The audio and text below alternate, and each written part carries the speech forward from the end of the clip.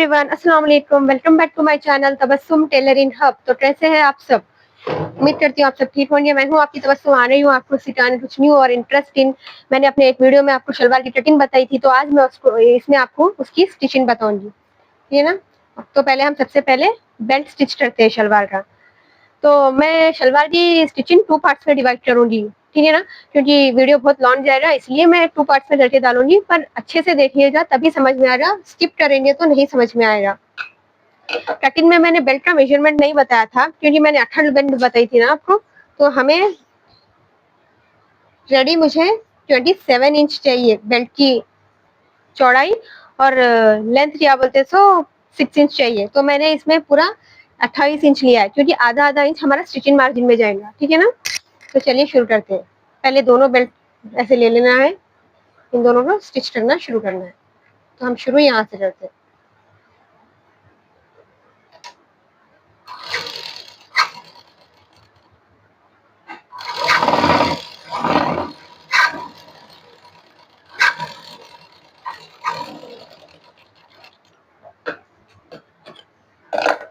तो ये देखिए, ये मैंने यहाँ पे इसे ऐसे ऐसे प्लेस कर लेते हैं। तो ये जहाँ से हमने अच्छे से देखिए, बिगनर्स के लिए बता रही हूँ, बेल्ट स्टिच करना जहाँ हम स्टिच करते हैं ना, वहां से हमें कितनी लंबाई चाहिए, हमें एग्जैक्ट वहां ही रखना चाहिए। हमें एग्जैक्ट लंबाई 27 इंच चाहिए रेडी।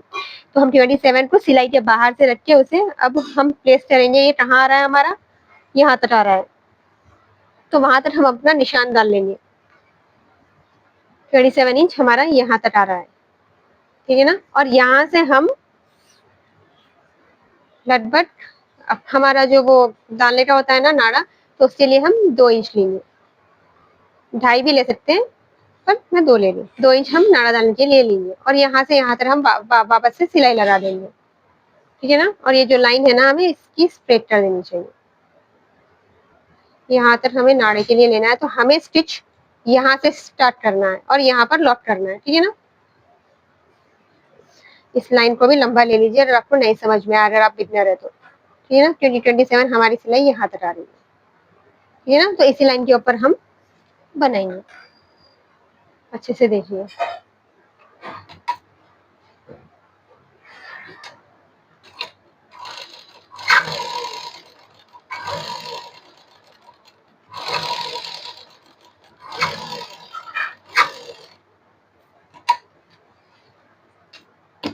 डबल स्टिच कर लेना चाहिए, क्योंकि खोलने में एक सिलाई निकल जाती है, हमें डबल सिलाई करनी चाहिए, ठीक है ना।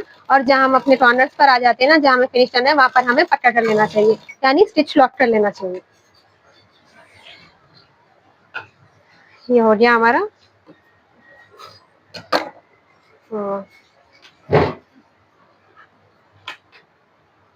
अब एक बार देख लेते हैं कि हमारी बेल्ट की लंबाई 27 एग्जैक्ट आ रही है या नहीं।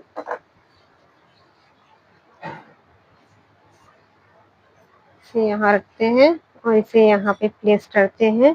अभी देखते हैं कि इसकी लंबाई एग्जैक्टली आ कितनी रही है, ठीक है ना।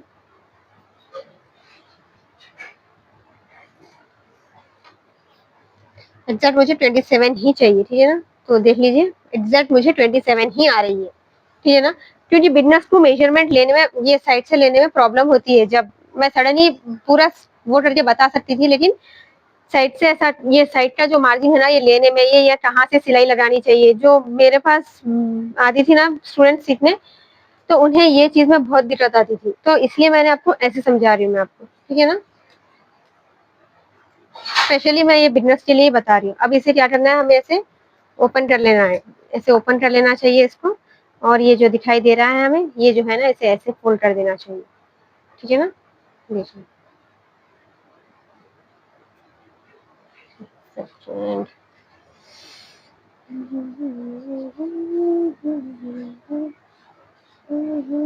तो इसे ऐसे ले लेंगे, इसे ऐसे फोल्ड कर लेंगे, ठीक है ना। तो चलिए शुरू करते हैं।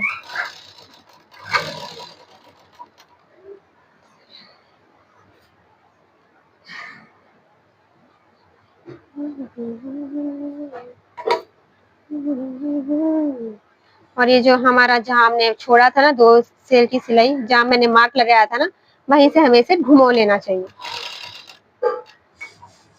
ये ऐसे घुमो लेना चाहिए और फिर हम इसे ऐसे कर लेंगे। एक सेकेंड, सॉरी फ्रेंड्स, ये देखिए, ये मैंने यहाँ पे ऐसे स्टिच कर लिया है। तो अब हम ये जो दिखाई दे रहा है इसे भी स्टिच कर लेंगे, साइड में ये जो दिखाई दे रहा है ना इसे भी ऐसे स्टिच कर लेंगे, ठीक है ना।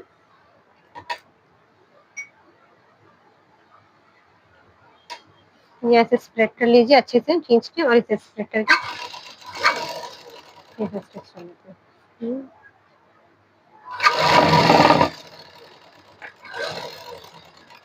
अभी जैसे बताया मैंने, ऐसे घुमो लेना चाहिए इसे, फिर इसे ऐसे ले लेना चाहिए, इसे ऐसे ले लेना चाहिए।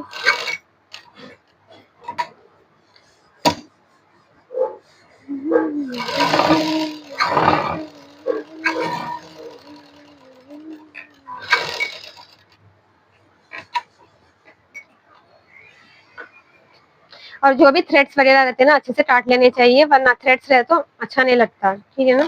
जब हमारा पूरा काम हो जाता है ना, ये जो थ्रेड्स रहते हैं ना एक्स्ट्रा हमें दिखाई देते हैं ना स्टिचिंग के टाइम पे, उसे अच्छे से काट लेना चाहिए।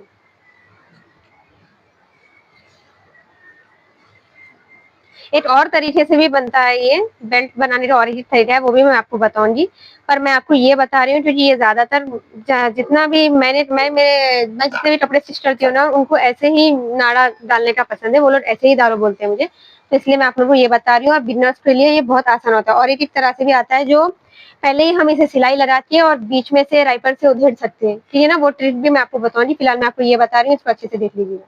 तो हमने इस पर मार्जिन, हमने शलवार में हमने लिया था कितना, अभी 2 इंच का लिया था हमने, क्योंकि हमें फोल्डिंग के लिए चाहिए, मैंने बोला था ना जैसे लंबाई, ये हमने हाफ इंच ऐसे मोड़ लिया और इसे हम यहाँ पर ऐसे प्लेस कर देंगे जहाँ हमारा ये आ रही है। तो अब अच्छे से देखते जाइए आप।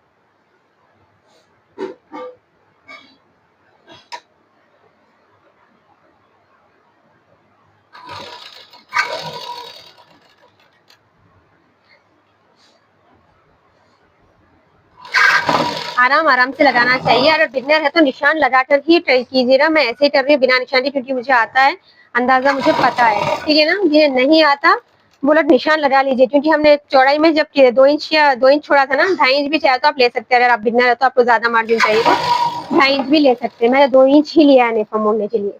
और वो लोग निशान लगाकर ही वो कीजिए, क्योंकि मुझे आदत है इसलिए मैं ऐसे मोड़ के लगा रही हूँ। आप लोग निशान लगा के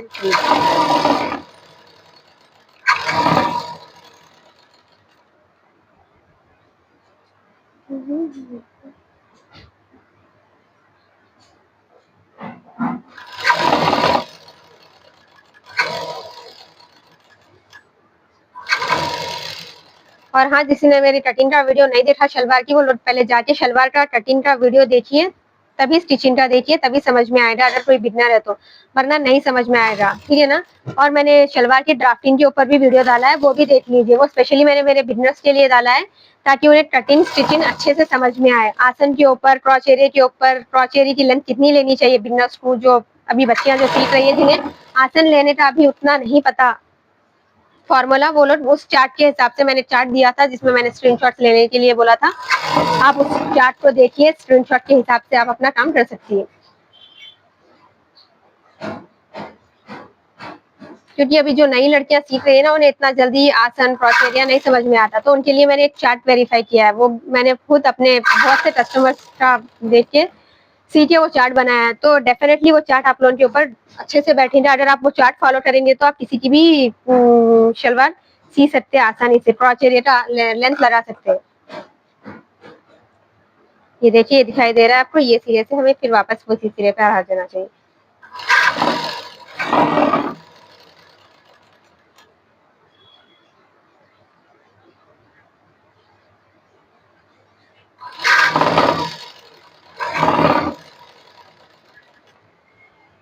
और मैंने ब्लाउज मेजरमेंट का भी एक वीडियो डाला था बिगनर्स के लिए, ब्लाउज ड्राफ्टिंग भी डाली थी मैंने।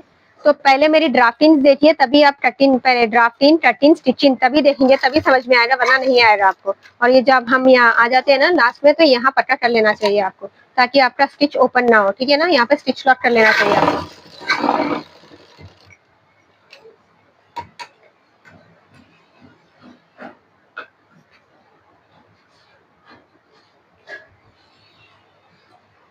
और जो भी थ्रेड्स वगैरह होते हैं उसे हमें वो कर लेना चाहिए। तो ये हो रही हमारी सलवार की बेल्ट बनकर रेडी। ये देखिए एकदम फिनिशिंग से। ठीक है ना। और ये जो थ्रेड्स वगैरह है ना, जो एक्स्ट्रा पैसा भी आती है, उसे हमें वो लेना चाहिए। ये देखिए आपकी शलवार की बेल्ट जी बन के रेडी हो रही हुई है। अब हमें क्या करना है, इसकी कटिंग करते हैं। कटिंग क्यों करते हैं, क्योंकि हमने शलवार की चौड़ाई ले ली और हमें लंबाई 6 इंच चाहिए, लेकिन 6 इंच नहीं लेंगे, 16 इंच की बेल्ट हमें रेडी चाहिए, तो हाफ इंच स्टिचिंग मार्जिन में जाएगा, तो हम हाफ इंच एक्स्ट्रा लेंगे, तो 6.5 इंच लेंगे हम सलवार की बेल्ट लंबाई इसकी। ठीक है ना। तो अब ये इसको फोल्ड कर लेते हैं, अच्छे से मिला के फोल्ड करना चाहिए ताकि प्रॉब्लम ना हो। ये दिखाई दे रहा है आपको, इस पर ऐसे से ऐसे मिला देके अच्छे से मिला देके पूरे 4 सिलों को अच्छे से मिलाना चाहिए, कुछ भी नीचे ऊपर नहीं होना चाहिए।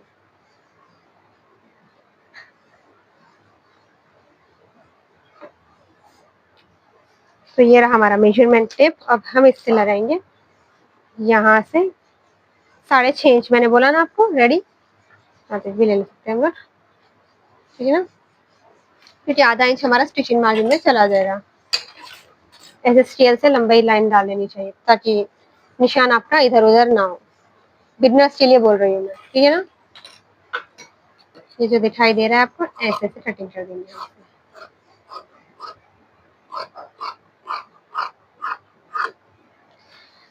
तो ये आपकी शलवार की बेल्ट बनके हो रही हुई है, कंप्लीट रेडी। आई होप आपको दिखाई दे रहा होगा। ठीक है ना। अब मैं आपको शलवार में मयानी लगाना बताऊंगी, और उसके बाद नेक्स्ट पार्ट में मैं आपको शलवार की मोहरी और फाइनल स्टिचिंग बताऊंगी। ठीक है ना। तो अभी मैं शलवार का मयानी का बता देती हूँ। वो शुरू। तो चलिए अब हम लगाते हैं मयानी शलवार में। तो शलवार में मयानी लगाने का बहुत आसान तरीका है। देखिए, ये जो हमने आसन स्टिच किया था ना, और जो मैंने कट लगाना बताया था ना स्टिचिंग टाइम पे, इस कट से ही हमने ये जो मयानी है ना, इस मयानी को इस कट के ऊपर प्लेस कर देना चाहिए। दिखाई दे रहा है आपको, इस कट पे, ये जो नीचे का कट है ना, यहाँ से प्लेस करना चाहिए। इस कट से इस कट तक हमें प्लेस कर देना चाहिए। ठीक है। अब देखिए शुरू से अच्छे से। और हाँ, ज्यादा मयानी लगाते वक्त ना खिंचाव नहीं होना चाहिए, वरना मयानी खिंचती है। हमें आसानी से लगाते जाना चाहिए, धीरे धीरे से, ज्यादा खींचना नहीं चाहिए हमें। एक पैर की सिलाई का मार्जिन देते हुए हमें मयानी अटैच करनी चाहिए।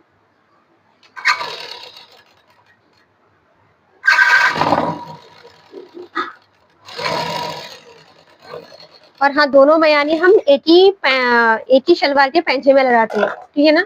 इसमें एक मयानी लगा दी, अब इसी वाले में भी, दूसरे हिस्से में भी हम मयानी लगाते हैं, इसी साइड ही।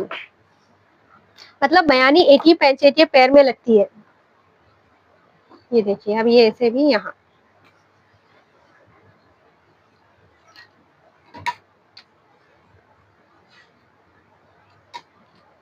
हाँ, अगर आप लोगों को मयानी लगाने का डिटेल वीडियो चाहिए तो आप मुझे कमेंट सेक्शन में कमेंट कीजिए। मैं सिर्फ मयानी के ऊपर भी डिटेल वीडियो बनाऊंगी, क्योंकि बिगनर्स को मयानी लगाने में बहुत प्रॉब्लम होती है। तो वैसे तो बहुत अच्छे से आप लोगों को समझाने की कोशिश कर रही हूँ। अगर कुछ नहीं समझ में आया तो आप मुझे कमेंट सेक्शन में कमेंट कर सकते हैं, मैं डेफिनेटली आपके हर कमेंट का जवाब दूंगी। ठीक है ना। तो ये देखिए जी, ये मयानी लग गई हुई है। अब हमें क्या करना चाहिए, इसके ऊपर ये जो दिखाई दे रहा है, इस मयानी को ना, इसका ये जो मार्जिन है ना, इसे इस साइड करके टर्न करके यहाँ पर एक पॉइंट की सिलाई लगानी चाहिए। ये देखिए, अभी इसके ऊपर हम एक पॉइंट की सिलाई लगाते हैं, यानी इसे टॉप स्टिच भी बोल सकते हैं, जो शलवार की फिनिशिंग के लिए देने पड़ते हैं।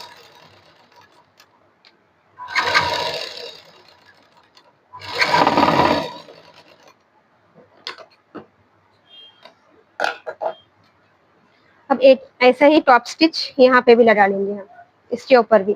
इसका मार्जिन हमने कहाँ रखा था, देख लेना चाहिए। हमने इसका मार्जिन इस साइड किया था, तो इसका भी मार्जिन इसी साइड रखेंगे। ठीक है ना।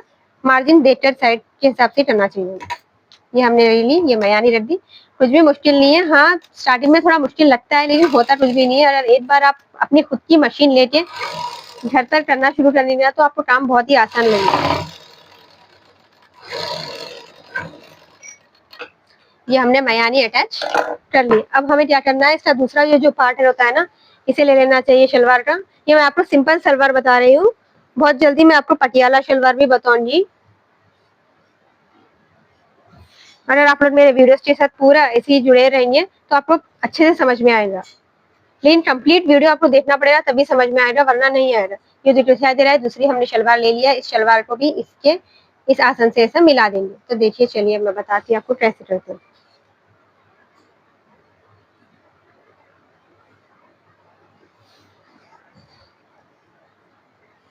ये मैंने ले लिया हुआ है, ये ऐसे यहाँ पे रख दिया हुआ है।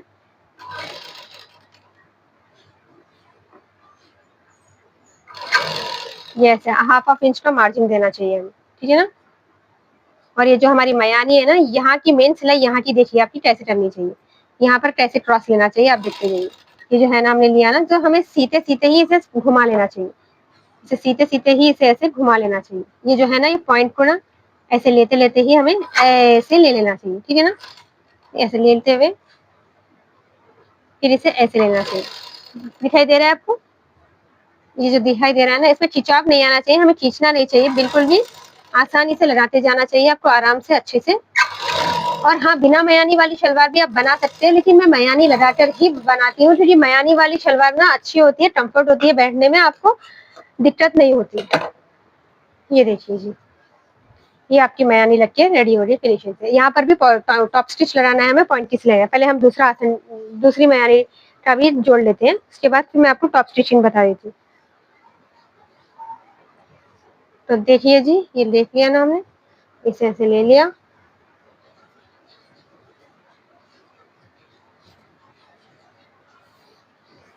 इन दोनों सिरों को ले लिया और इसे ऊपर कर लिया। यहाँ पे भी वैसे करना है जैसे मैंने सिलाई की थी वहाँ पे। मैं 2 पार्ट्स में स्टिचिंग डाल रही हूँ, फिर वीडियो बहुत लॉन्ग हो जाएगा मुझे, ठीक है ना। तो प्लीज मेरा वीडियो कंप्लीट देखना आप।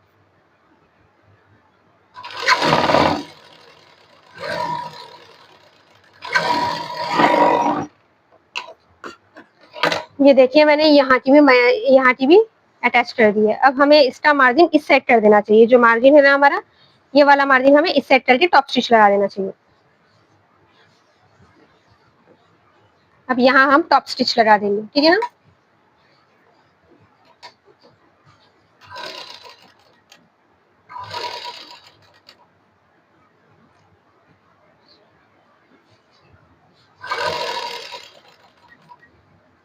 ऐसे चीर के लगाना चाहिए टॉप स्टिच लगाते वक्त, ताकि फिनिशिंग अच्छी है आपकी शलवार में। मैं आपको प्लाजो बताऊंगी, फ्रॉक सब बताऊंगी, अम्ब्रेला फ्रॉक वगैरह। ये लगा दिया हमने टॉप सिलाई, और यहाँ के आसन पे भी हम लगाते हैं टॉप स्टिच। ये ले लेना चाहिए, ऐसे ही निकालना नहीं चाहिए, ऐसे ही रख देके आप यहाँ पे भी टॉप स्टिच लगा दें। हाँ, मैंने ब्लाउज की ड्राफ्टिंग के ऊपर भी वीडियो डाला है, बहुत जल्दी मैं ब्लाउज की कटिंग भी डालूंगी, तो अच्छे से देख लीजिए। मैंने बिजनेस के लिए बहुत अच्छे से डिटेल में वीडियो एक्सप्लेन करके डाला है, ताकि कोई भी स्टिच कर सकता है। मैंने जिस तरह से सिखाया ना, आप लोग खुद का पहन के सीटर पहन सकते हैं, इतना अच्छे से मैंने सिखाया है आपको। तो आप लोग अगर मेरे व्यूअर्स पूरे देखेंगे तो तभी समझ में आएगा आपको। तो ये देखिए, मैंने फिनिश कर दी हुई है आपको मयानी लगाना, अच्छे से दोनों तरफ लगा दिया हुआ है मैंने मयानी। ये देखिए, इस साइड भी मैंने लगा दी हुई है, कंप्लीट की हुई है सिलाई। आई होप आपको अच्छी लग रही होगी। तो इतना ही था, मैं नेक्स्ट पार्ट में आपको मोहरी और प्लीट्स डालना बता दूंगी, क्योंकि वीडियो बहुत लॉन्ग हो जाएगा और मैं पूरा एक ही उसमें कवर करने जाऊंगी। तो आई होप आपको मेरा वीडियो अच्छा लगा हो तो लाइक कीजिए, और मेरे चैनल और मेरे वीडियो पर नए हैं तो प्लीज मेरे चैनल को सब्सक्राइब कर लीजिए, ताकि मेरे आने वाले हर वीडियो का नोटिफिकेशन आपको मिलता रहे, ठीक है ना। तब तक के लिए अल्लाह हाफिज।